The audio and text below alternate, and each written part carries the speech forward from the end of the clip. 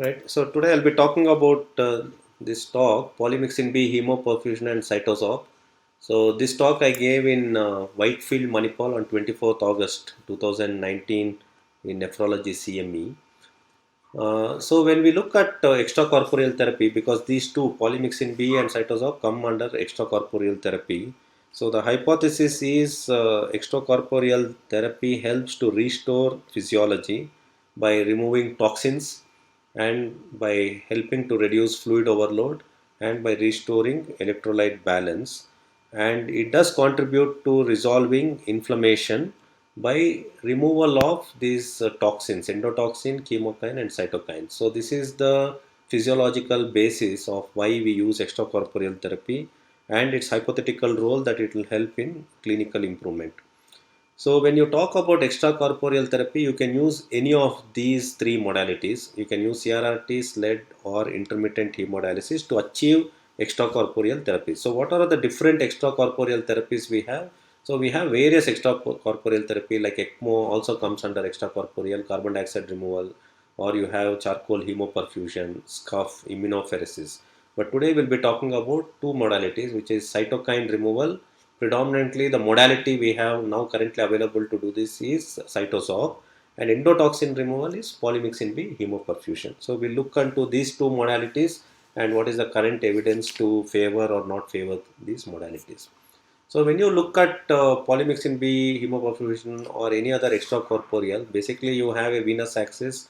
So blood is taken out by, and it flows. It is driven by the blood pump. Then you infuse heparin before the blood flows into the filter. And this could be a cytosorb filter or polymixin B hemo filter. And here the toxins are removed, be it endotoxin or cytokines, and then the purified blood is sent back into the circulation. So what is the background? So I think there has been multiple studies preceding the clinical studies with polymixin B hemoperfusion. So one of this came from the MEDIC study from Canada, where it was found that patients with increased endotoxin levels, it led to worse clinical outcome. So the hypothesis was by reducing this endotoxin load, maybe can we improve the clinical outcomes.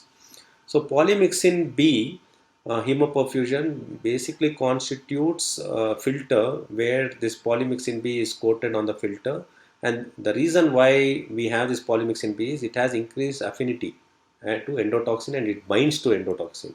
By binding to endotoxin, it immobilizes the endotoxin within the filter so that the circulation of these endotoxin into the circulation is prevented.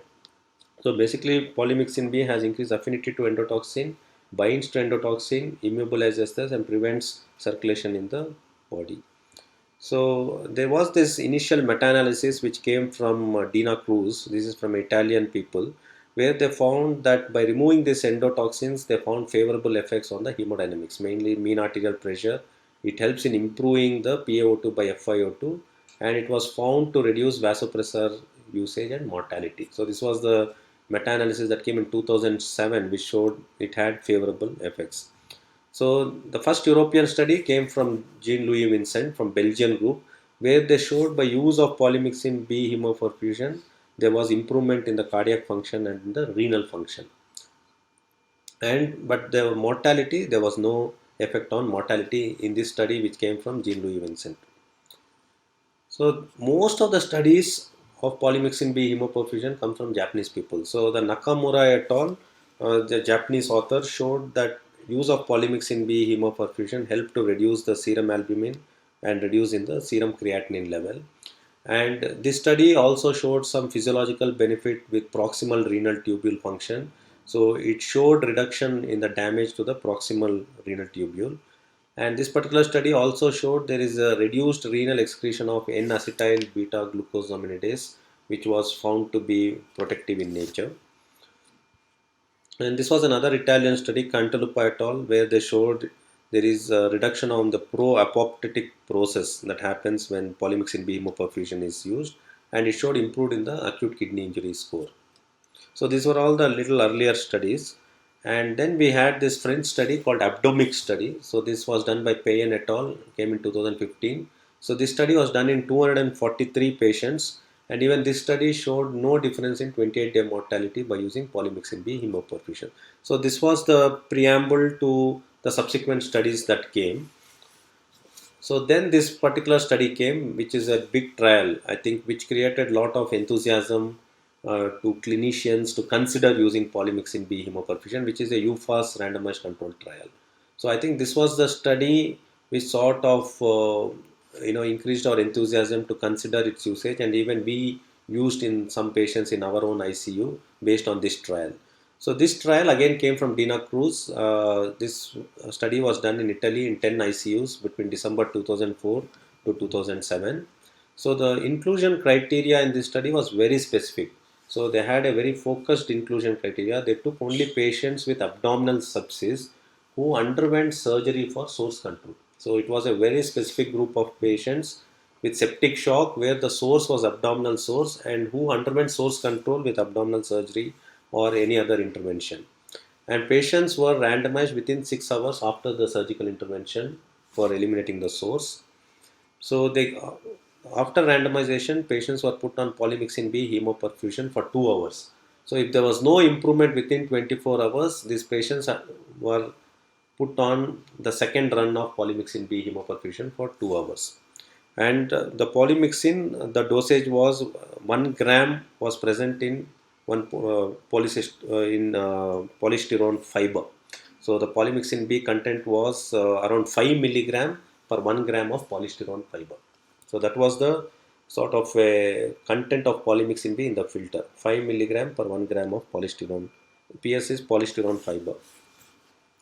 And when they used polymyxin B along with dialysis, they made sure in the study they used filters separately. So they used a separate machine for polymyxin B hemoperfusion, and they used a separate dialysis machine for renal replacement therapy. They used two separate machines for polymyxin B hemoperfusion and for renal replacement therapy as part of the study. And heparin was used as anticoagulant for all the patients. So the primary outcome in this study was they looked at change in mean arterial pressure and vasopressor from baseline up to 72 hours after the usage of polymyxin B hemoperfusion. The secondary outcome they looked at was change in PaO2 by FiO2 and delta SOFA score. So they basically saw whether there was improvement in the PaO2 FiO2 after they used polymyxin B, or whether there was reduction in the SOFA scores after they used polymyxin B hemoperfusion. So the second outcome was also to look at 28-day mortality and the hospital mortality, ICU and hospital length of stay. And they looked at renal replacement therapy requirements, pre-usage and post-usage. So this was the results. So they had 64 patients enrolled into the study. And as you see, this is the polymyxin B hemoperfusion group. So mean arterial pressure significantly improved after the usage of polymyxin B hemoperfusion, which did not happen in the conventional group, and P was not significant. Inotrope score also significantly improved in polymyxin B hemoperfusion group, that was statistically significant. Vasopressor dependency index also significantly came down in polymyxin B hemoperfusion. So all the hemodynamic variables improved in polymyxin B hemoperfusion. And even if you see the PaO2 by FiO2 requirement, it significantly came down in polymyxin B hemoperfusion. So PaO2 and FiO2 significantly improved and FiO2 requirements came down. And that was not the case in conventional therapy. And when you look at secondary outcomes, so 28-day mortality also was significantly less in polymyxin B hemoperfusion. That was P was statistically significant. And hospital mortality was also significantly less in polymyxin B. So this was a study which raised enthusiasm in a lot of people to consider usage because it was such a positive study. There was improvement in the hemodynamic indices, there was improvement in the respiratory indices, and even to an extent that there was improvement in the hospital and ICU mortality. But when they looked at the other indices like renal replacement therapy requirement or renal replacement therapy free days, mechanical ventilatory free days, ICU length of stay and hospital length of stay, there was no difference between the two groups. So the adverse events they noted was there was tachycardia in 2 patients, hypotension was noted in 1 patient, and filter clotting was present in 4 to 6% of the patients. So the strengths of this trial was it was a large multicentric trial, and the target population was very focused. So it was abdominal sepsis who underwent source control by surgical intervention. And the strengths is they used hemoperfusion twice for the patients if they did not have any improvement. Limitation was the blinding was not done. So there may have been a potential bias. And another limitation was they did not measure the core cardiac indices like cardiac output, cardiac index, and SVRI. And even from the study, there was no clarity about the dosage of polymyxin B hemoperfusion, in the sense whether 2 was enough, 2 polymyxin B, whether the third one should have been needed, or the number needed to get the patients better, and the timing of the polymyxin. Although it was randomized within 6 hours, but the timing within that could have been variable. So these were some questions which was not fully clear. So what would be the exact number of hemoperfusions that may be needed to get a patient better, and how many should the patient should have got to get them better. So these questions remained unanswered. So the conclusions they made from this study was polymyxin B hemoperfusion significantly improved hemodynamics and organ dysfunction, and it was successful in reducing 28-day mortality. So this was the conclusions they made in this particular study. So after this study, then the meta-analysis came. So if when you look at this meta-analysis, it at the outset it strongly favors polymyxin B hemoperfusion. But the caveat of this meta-analysis, there were 7 Japanese studies. So there were only 3. As of now, there are only 3 European studies so far to look at. One was Jean-Louis Vincent, second one was the French Abdomic study, the third one was this Cruz study. Otherwise, if you see, most studies are from Japan. So all these Japanese studies were positive, and they heavily skewed in favor of usage of polymyxin B hemoperfusion. And even if you look at the meta-analysis for hemodynamics, I think you see the diamond sitting on the right, it favors polymyxin B, but if you see, all of them are Japanese studies. So there are no Western studies to, so there is a bit of heterogeneity with regards to, it's completely skewed by increased number of Japanese studies. So after this Euphrates trial, which raised the enthusiasm, then this one came, which is called Euphrates trial, came by Dellinger group from the US. It came in JAMA 2018. So this was a combined study between Italian, US, and Canadian group. So there were 55 ICUs enrolled in this study, and these 55 ICUs were in America and in North America and in Canada. So there were 449 patients randomized between polymyxin B hemoperfusion and sham group. So there were 223 in the polymyxin B hemoperfusion and 226 in the sham group. So the difference between Euphrates trial and Euphrates is, in Euphrates they used polymyxin B hemoperfusion for all septic shock, but in Euphrates they checked the endotoxin level. So they only enrolled patients who had high endotoxin levels. So in fact, we were meant to be part of this study for endotoxin assay, because we had an endotoxin assay placed in our hospital. But the problem is, when we started doing endotoxin levels, we found even the sickest patients, where otherwise we would have used polymyxin B hemoperfusion, they did not have a high endotoxin level. So in that way, enrollment would have been very difficult. But we should applaud this group, because they have enrolled 449 patients where endotoxin levels were high. And what they found, so they looked at 28-day mortality. There was no difference between polymyxin B hemoperfusion and sham group. And they looked at 28-day mortality due to multi-organ dysfunction. There was no difference between polymyxin B hemoperfusion and sham group. And serious adverse events also, there was no difference. So the Euphrates trial basically tempered the enthusiasm of what Euphrates trial or the meta-analysis had created. So the conclusions they made was, in septic shock patients with increased endotoxin levels, so polymyxin B hemoperfusion versus sham, there was no difference in 28-day mortality. I think this tempered the enthusiasm for the whole polymyxin B hemoperfusion concept. So these are all the trials, these are all the modalities people have been using when you look at extracorporeal therapy. Initially, it all started off with endotoxin removal. So if you see, these are the 4 different modalities which looked at endotoxin. Since the Euphrates came and the evidence for use of endotoxin removal was sort of fading, then they looked at cytokine removal. So that's when we got the Cytosorb. Then there is this Oxiris hemofilter currently available, which I have not used in our ICU, but I'm sure some of them may have used in Bangalore. This filter is meant to remove both endotoxin and cytokine.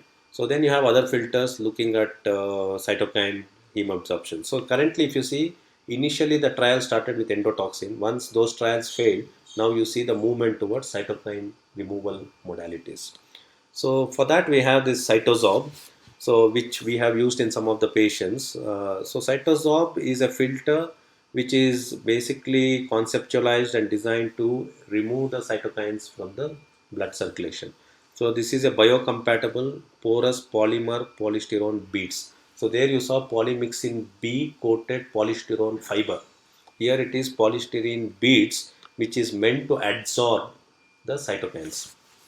Okay, so the cross section of this filter, you would look something like this. You have multiple polystyrene beads, and these beads are meant to absorb the cytokines. Okay, so the key advantage of this, the literature claims, is the normal membrane filter.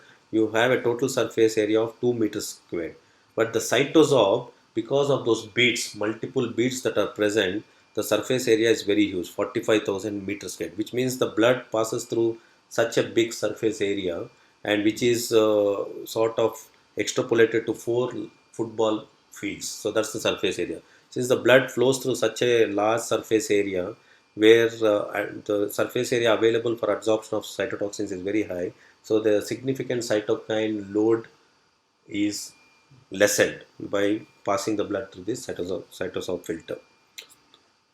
So the literature claims this cytosorb is meant to eliminate all these multiple cytokines present in the blood, and it is also claimed that it is designed or structured in such a way that immunoglobulins are not eliminated. So we do not know for sure, because although the cytosorb literature claims that so many cytokines would be removed, whether it translates into any clinical benefit, we do not know for sure. That's why we need to see the studies. And literature also claims Cytosorb helps in eliminating bilirubin, removes bilirubin. It helps in removing myoglobin, helps to remove free hemoglobin, and it does remove bile acids. So it is claimed to remove all these elements which could be, which are toxic in nature, or which are not meant to be in the circulation. And the other advantage of Cytosorb is it can be used with any of the modalities. It can be used with hemodialysis, it can be used with SLED, and it can be used with CRRT machines.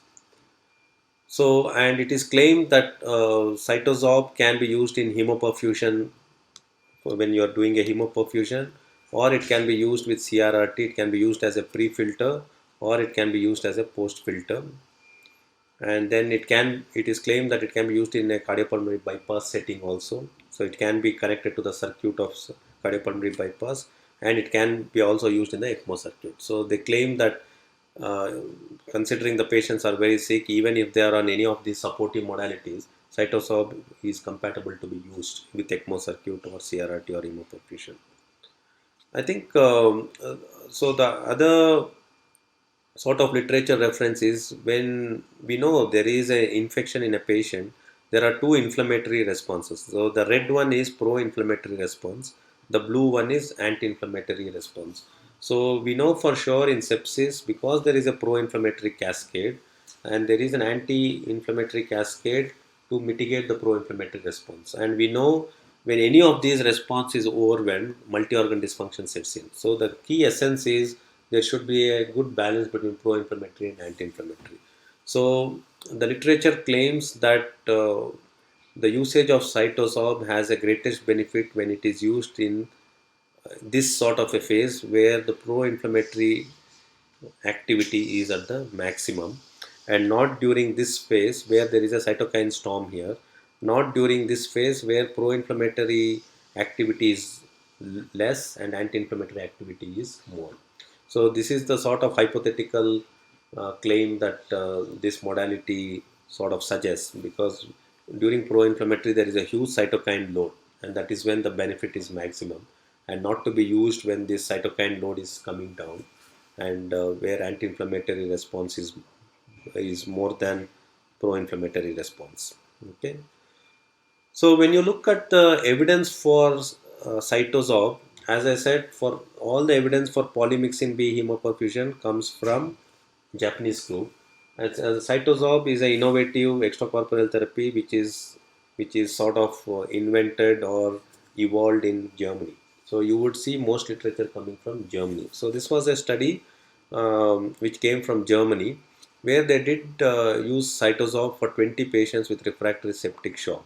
So what they basically did was they sort of predicted the mortality with SOFA score, and the predicted mortality was 80%. But what they found by using Cytosorb, the mortality was only 55%. So the claim is that they could reduce the mortality where the mortality was more than 80%, they could bring it down to 55%. So that was the claim, but it won't stand the test of our evidence, because for evidence we need to have a comparator arm, and a randomized control trial is something that we would vouch for. And this study also showed there was reduction in the noradrenaline, and there was a good lactate clearance by using Cytosorb. So there's no control arm. So they only predicted mortality. By using Cytosorb, they said mortality was lessened. So, but this hypothesis is very hard to subscribe to, because it's like calculating SMR. Like in our ICU, our SMR is less than 1. It doesn't mean that I've used Cytosorb and my SMR is low. It may be due to various other factors. It may be because of a good protocols that are in place, early administration of antibiotics, early resuscitation. So it is very hard to justify that Cytosorb has lessened the mortality in these observational studies. And there are three more studies. Again, all these three studies, as you see, have come from Germany. So again, there they've taken 26 patients where Apache was 35, and they instituted Cytosorb within 24 hours, and they found this is the predicted mortality, and this was the observed mortality, and they saw that mortality could be lessened to 25% by using Cytosorb. This was another study by Skitek et al. Again, it came in 2016, 18 patients, high Apache, and here they showed mortality reduction by 28%. And this is also a German study by Frex et al. 20 patients, so they looked at mortality reduction of 31%. So it is, so there are, whatever literature search you do on Cytosorb, you would see observational studies like this from Germany, or you would see anecdotal case reports in various conditions. I think there is one case reports on rhabdomyolysis. So there are one or two reports with hepatorenal syndrome. So it is very hard to justify our usage with the current evidence, because these are only small observational studies, come from only one country. So the take home message is, if you look at the sepsis cascade, so I think there have been at least more than 50 molecules that have been used to target various stages of sepsis cascade. And we know from last 2 to 3 decades, most of these molecules which are tested against multiple stages of the sepsis cascade have failed miserably. And this is also an attempt to see whether these things work.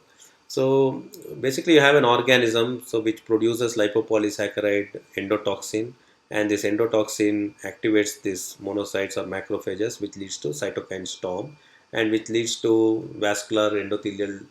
um, vascular endothelial integrity is lost, and then organ dysfunction sets in. So this is a simplified sepsis cascade.